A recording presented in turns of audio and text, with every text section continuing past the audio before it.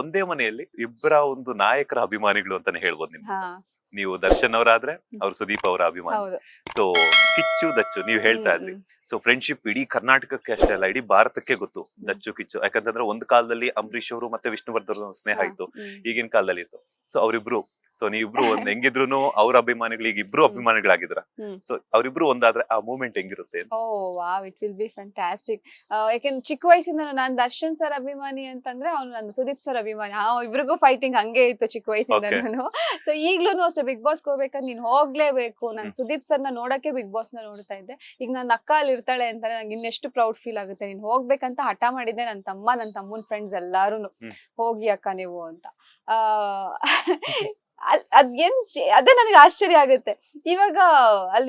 ಇವಾಗ ನನ್ಗೆ ನಾನು ಸುದೀಪ್ ಸರ್ಗುನು ಫ್ಯಾನ್ ಆಗ್ಬಿಟ್ಟೆ. ಬಿಕಾಸ್ ಅವ್ರು ಮಾತಾಡೋ ರೀತಿ, ಆ ಮಾತಲ್ಲಿ ಒಂದು ತೂಕ, ಗತ್ತು, ಆ ಒಂದು ಅಟೈರ್ ಅವ್ರು ಹಾಕೊಂಡ್ ಬರೋದು, ಅದನ್ನ ಮೇನ್ ಕ್ಯಾರಿ ಮಾಡೋದು ಸಿಕ್ಕಾಬಿಡ ಲೈಕ್ ವಾವ್ ಅನ್ಸುತ್ತೆ ಅವ್ರನ್ನ ನೋಡಿದಾಗ. ಇಬ್ರು ಇಷ್ಟ ನನ್ಗೆ. ಈಗ ಅವ್ರಿಬ್ರು ಒಂದಾದ್ರು ಅಂತಂದ್ರೆ it will be fantastic.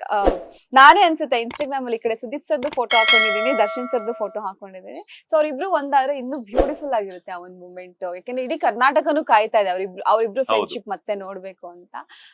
That will be very nice. Latest ಹಾಗೂ ಇಂಟ್ರೆಸ್ಟಿಂಗ್ ಸುದ್ದಿಗಳಿಗಾಗಿ ಬಾಸ್ ಟಿವಿ ಕನ್ನಡ ಚಾನೆಲ್ನ ಸಬ್ಸ್ಕ್ರೈಬ್ ಮಾಡಿ. ಹಾಗೆಯೇ ಬೆಲ್ ಐಕಾನ್ ಪ್ರೆಸ್ ಮಾಡಿ. ಇದರ ಜೊತೆಗೆ ಫೇಸ್ಬುಕ್, ಇನ್ಸ್ಟಾಗ್ರಾಮ್, ಎಕ್ಸ್ ನಲ್ಲೂ ಮಿಸ್ ಮಾಡದೆ ಫಾಲೋ ಮಾಡಿ.